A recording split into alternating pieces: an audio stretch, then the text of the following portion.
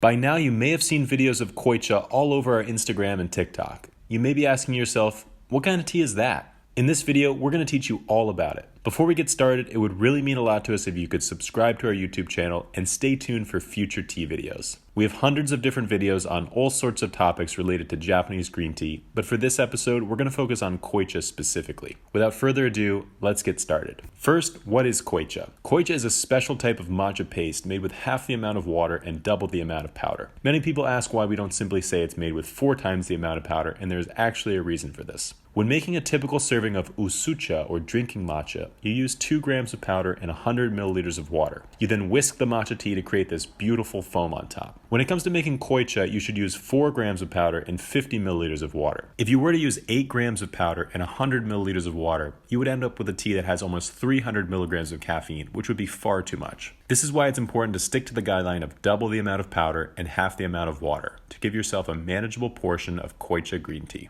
First, let's start off by talking a little bit about how to make koicha. You need to start out by getting out your matcha powder.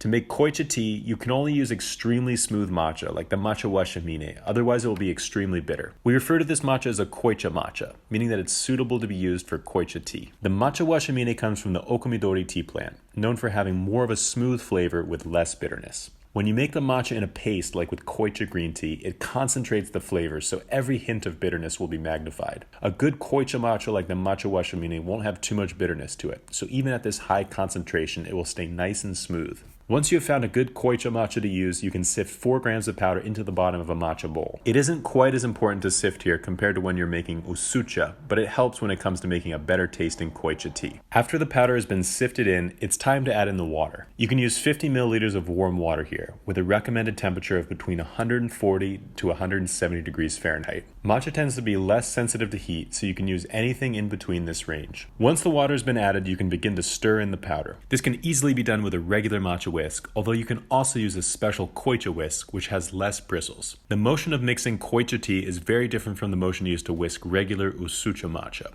When it comes to koicha, you really just have to worry about mixing the powder evenly without clumps. An important tip here is to make sure that you don't spread too much of the koicha onto the sides of the bowl. Once the thick koicha paste is stuck here, it will be nearly impossible to fully get it off. To maximize the amount of koicha tea, make sure you keep it towards the bottom of the bowl. Once the powder and water have been mixed together well, you can simply pour this matcha paste into a glass, or you can even drink it right out of the bowl. This is actually the proper way to consume koicha tea, which we'll discuss next. What is koicha used for? Koicha simply means thick tea, and it's used during special tea ceremonies. While most Japanese tea ceremonies tourists attend serve usucha or thin tea, during special occasions they serve koicha or thick matcha. There's something about drinking such a potent blend of paste that conveys a sense of importance in the tea ceremony. During the tea ceremony where koicha tea is served, it is recommended that the guest eat something sweet alongside the koicha. This will help smooth out some of the bitterness without adding any sweetener to the koicha tea. With Japanese green tea in general, it's discouraged to add any type of sweetener whatsoever. If you find the taste to be a bit too bitter, what you should do instead is eat something sweet like mochi alongside the tea. There's a long tradition of eating sweets or wagashi during the Japanese tea ceremony. This not only acts as a flavor pairing for the tea, but also as a gift presented to the guest by the host in order to strengthen their bond. What are the benefits of koicha? When you concentrate the matcha powder into a thick paste, you of course are concentrating the health benefits of the tea.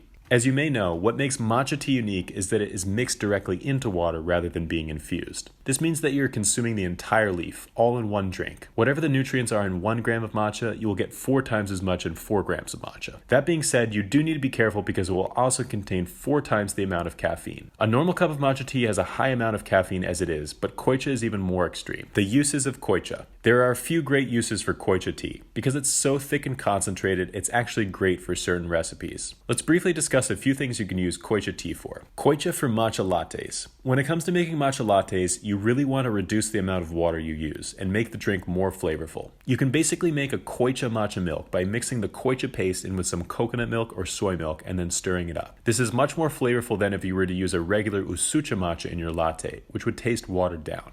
Koicha for food pairings. You may have seen a few of our videos where we talk about different matcha food pairings, and in most of them we use Koicha paste. The reason for this is that it spreads easily, so you can put it on just about anything. You also avoid choking on the dry powder when you make it into a paste. We have found particularly good results by dipping a banana into a little bit of Koicha paste and eating it like that. This almost tastes like a dessert, and it can be a great afternoon snack. Koicha for desserts. Koicha matcha is very easy to blend into different recipes. The easiest way to make a matcha ice cream, for example, is to just mix Koicha paste into vanilla ice cream. Green tea ice cream or matcha ice cream can be a really delicious treat, but very hard to find. Making your own matcha ice cream can be challenging, but this method only takes a few seconds. Where can you buy Koicha matcha? If you're looking to buy a matcha tea that works great in a Koicha, we recommend the Matcha Washamine as mentioned before, but also the Nakai's Superior Matcha, Masuda N's Superior Matcha, and the Sakamoto Hime Matcha. These ones are extremely smooth with a light sweetness, perfect for Koicha. I hope this video has given you some great ideas for what to use Koicha for. You may find it to be either a meaningful part of a tea ritual or a simple trick that saves you time in your recipes. Whatever it is you like to use it for, we're grateful for you to take the time to watch this video. Thank you all so much for watching. If you have any questions, please feel free to leave them in the comments below. It would really mean a lot to us if you could subscribe to the YouTube channel and stay tuned for future tea videos. Until then, we'll see you next time.